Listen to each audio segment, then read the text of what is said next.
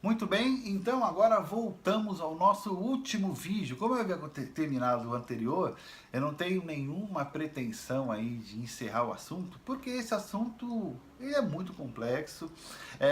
Eu estou com uma nova atividade, né, que eu faço nos meus vídeos, um pequeno aperitivo aí no Facebook, aprofundo um pouco mais as ideias no YouTube, e eu também estou com alguns pacotes, né, de atividades em que eu estou produzindo de forma específica. Eu comecei com estresse no trabalho, mas vou trabalhar também com relacionamento afetivo, e o tabagismo também está dentro desse pacote que eu vou querer aí desenvolver com vocês. Tem mais a ver com aquilo que eu havia comentado do meu trabalho digital, né? Então, não se preocupe por eu falar que é o último vídeo. Vocês vão ter outras oportunidades de entender melhor para quem tiver interesse. E também você tem aqui o nosso espaço de perguntas, que eu teria o maior prazer em poder te ajudar nesse aspecto também. Bom, então vamos lá. Como que nós paramos com todo esse tipo de situação, né? Como é que a gente combate essa doença do tabagismo? Bom, lembra quando eu havia comentado sobre aquela tríade? Pois é, ele não ataca a gente de três maneiras, a gente tem que se defender dessas três maneiras, né? Do ponto de vista emocional, a gente precisa fazer um inventário de quais são as situações que nós nos vemos na necessidade de fazer o uso do cigarro, né? Então, que situações que te deixam inseguro ou insegura para que você possa fazer o uso, para que ele seja seu companheiro, né? Para que você tenha esse tipo de muleta, né? E a partir disso, entender se de fato você não tem outros recursos emocionais para poder enfrentar isso. Se você não enxerga, de repente uma pessoa, sei lá, se você é religiosa, pode ter aí um guru, um padre, um pastor, né? Um rabino, enfim, algum guia espiritual que possa estar te ajudando, né? Te trazer algumas práticas que possam te levar a isso, mas eu recomendo sinceramente a procura de uma psicoterapia. O psicólogo ele é super capacitado de poder entender que muitas vezes o cigarro ele é um sintoma, né? E às vezes combater o sintoma você não está trabalhando a causa, e a causa muitas vezes ela se disfarça, porque lembra que o nosso cérebro ele sempre busca nos proteger, a nossa mente sempre procura nos proteger. Quando a gente tem uma situação que a gente tem um sofrimento e a gente não conseguiu superar por inúmeras razões, a gente não quer mais sofrer, então ela fica bloqueando esse tipo de sensação, de sentimento. Só que às vezes você se desenvolve com condições de já superar, mas ainda fica preso porque você não ultrapassou essa linha, e fica com aquela sensação de que aquilo nem toca nesse assunto porque não tem condições. Então, a psicoterapia ela vai poder te ajudar a enxergar esses pontos, e aí sim, você olhando com outros olhos, poder encontrar as estratégias melhor para enfrentar esses desafios emocionais.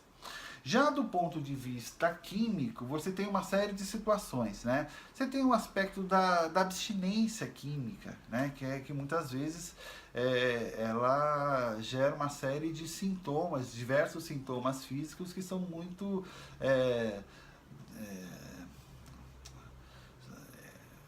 as pessoas se sentem muito mal, né? As pessoas se sentem com uma série de prejuízos na sua qualidade de vida pela síndrome de abstinência. E quem pode te ajudar muito isso é o médico, né? Você tem hoje no mercado remédios específicos para combater o tabagismo, né? Seja remédio por via oral, por via cutânea, pela pele. Você tem gomas, né, que você possa utilizar, enfim. Aí o médico ele vai entender melhor o seu caso, e você vai poder ver qual o melhor tipo de medicação para você usar. Ou seja, não faça uso de automedicação. Não pegue a medicação do seu colega, do seu vizinho, da sua amiga. Não. Cada pessoa tem um funcionamento, tem um biotipo e é o médico que é o melhor capacitado para poder entender o que é isso. Não vá lá na conversa do farmacêutico, ele quer vender.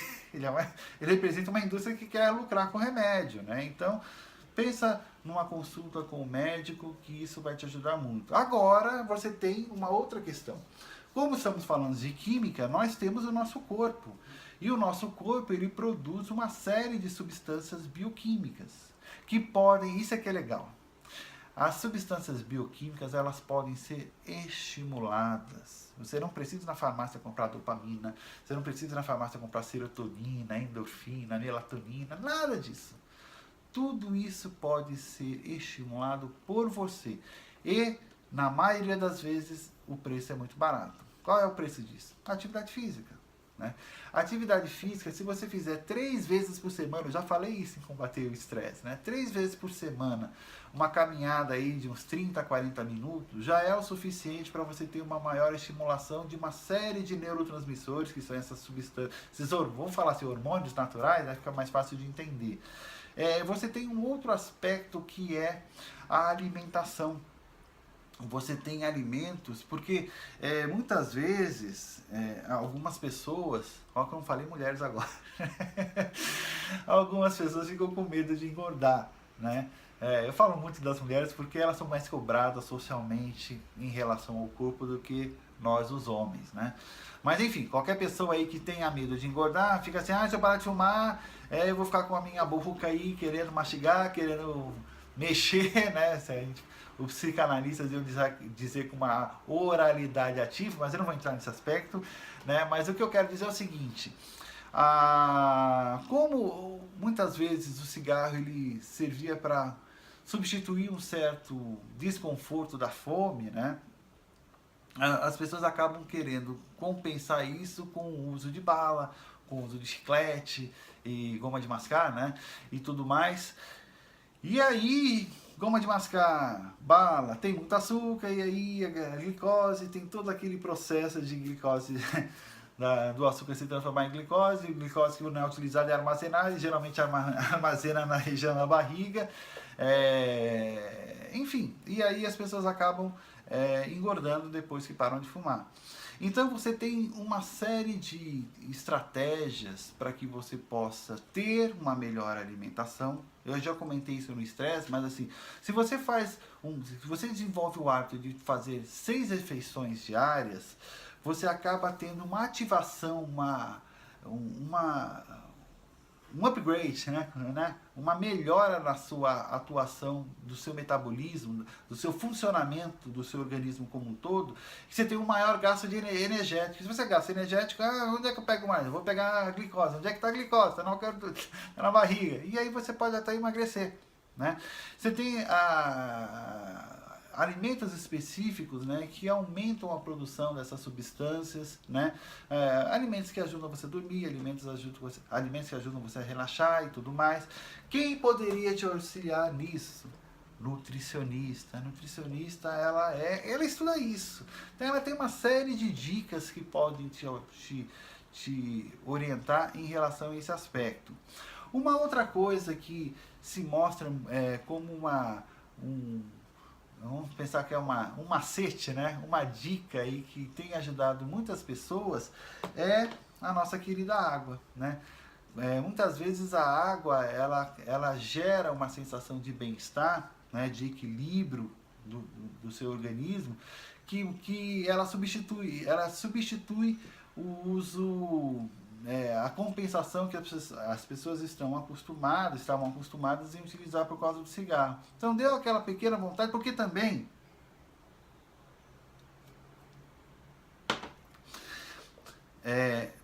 a gente pode dizer que a fissura, que é uma vontade enorme de fazer o uso daquela substância química, ela dura em média de 5 a 6 minutos. Então é uma vontade enlouquecida, precisa. Essa fissura ela vai para várias coisas, né? Para fazer compra, para comer, para fazer o uso de drogas, para beber, enfim, para jogar. Enfim, a fissura é um dispositivo, um curto-circuito no seu cérebro que você fica durante uns 5 minutos aí naquela desejo enorme. depois que age, muitas vezes a pessoa acaba sentindo-se culpada porque ela viu que não necessariamente ela precisava tanto daquilo. Então, nesses 5 minutos, você pode aí tomar uma água. Existem algumas estratégias que as nutricionistas dão, de você ter uma vasilha para comer uma cenoura. Eu não quero entrar em detalhes de alimentos porque não é minha praia, mas assim, uma cenourinha crua, assim, isso pode dar uma facilitada nesses períodos de maior desejo que a fissura traz. E tem 2 outros aspectos que eu já fiz 2 trabalhos, né, voltados a isso aqui nos nossos vídeos. Foi o primeiro vídeo, ele está muito grande, eu tenho consciência disso, que é sobre o estresse, mais de 1 hora aí de vídeo contínuo. Mas vocês podem dar uma olhada nela separadamente, né? Veja 5 minutos hoje, 10, 15, enfim. Mas no finalzinho eu dou uma série de dicas de como você pode enfrentar, combater o estresse. Porque o estresse muitas vezes gera uma sensação de desconforto contínuo. E aí quem acaba sendo o elemento mais rápido para te tirar desse desprazer é o cigarro. Então, quanto mais você tiver manejo do seu estresse, menor a necessidade que você vai ter de fazer o uso do cigarro. E por último, eu queria deixar muito claro que assim, quando você faz o uso do cigarro, você cria uma série de hábitos de prazer associados ao uso. É preciso você mudar de hábitos, porque se você não mudar de hábitos, você vai atuar nessa ação sem você pensar. Mas você não pode substituir esses hábitos por tarefas, porque senão você vai viver no desprazer, e ninguém aguenta viver no desprazer. Aí o que acontece? A pessoa fica segurando, quando vai de tudo de uma vez, volta a fumar mais do que fumava antes. É que nem pessoa que fica fazendo dieta, aquelas dietas muito restritivas. Para de comer, fica tomando só água, tomando só líquido, ou comendo só alface e beterraba, e depois quando quer voltar, quer comer um boi inteiro. Entendeu? A mesma coisa, a mudança de hábitos, ela é necessária desde que você possa fazer isso substituindo as suas atividades normais com uso por outras atividades que lhe deem prazer em relação a isso. Eu vou aqui finalizar, mas eu queria deixar 2 estratégias interessantes em relação a você parar de fumar, né? Você tem 2 estratégias que eu gosto, que tem dado resultados muito promissores. É assim, você estabelece uma data em que você deseja parar de fumar, né? Então você mais ou menos vê a quantidade de cigarros que você fuma, é preciso ter um controle sobre isso, e aí você vai assim, olha, daqui a 30 dias, ou sei lá, daqui a 40 dias, não pode ser tão distante, porque também você meio que está se enganando, né? Mas aí você estabelece um prazo para você parar de fumar, e aí você vê quantos cigarros você fuma. Então, se por exemplo, vamos pensar em 30 dias. 30 dias, tá? Quantos cigarros eu fumo por dia? Eu fumo 30 cigarros, né? Não sei quanto é que é o máximo. O máximo tem 20, né? Vamos lá, 20 cigarros por dia, o máximo. Então amanhã eu vou fumar 19. Depois de amanhã eu vou fumar 18. E aí você vai diminuindo aos poucos, seu organismo vai se acostumando aos poucos. Em cima disso você vai trabalhando os outros aspectos, né? Se você precisar de suporte medicamentoso, você vai ter. Se você precisar de suporte emocional, você vai ter. Se você precisar, não, você vai precisar ter. Mas você vai trabalhando esses aspectos, né? Nem sempre a pessoa tem uma dependência química muito forte e precisa de um respaldo medicamentoso. Por isso que eu falei se você precisar. Mas o comportamental e emocional, com certeza você vai ter que trabalhar de forma direta, né? Então, mas você vai diminuindo paulatinamente. Quando chegar no dia da data, é o dia que você já diminuiu tudo e você não tem mais nenhum cigarro para fumar e o seu organismo já foi se acostumando com a perda daquela substância. Essa é uma dica. A outra é você verificar qual é o tempo que você demora para fumar o primeiro cigarro do dia. Então, de repente, eu sou uma pessoa que acorda e a primeira coisa que eu faço é nem respiro. Eu já acendo cigarro. Ok. Então, no dia seguinte, eu estabeleço uma data para eu parar.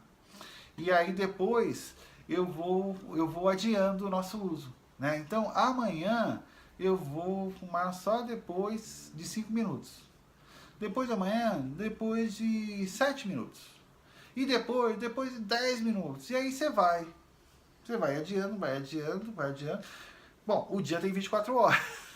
Vai chegar uma hora que não vai dar, você não vai ter mais tempo de fumar. Então, um você controla a quantidade, o outro você controla o tempo, né?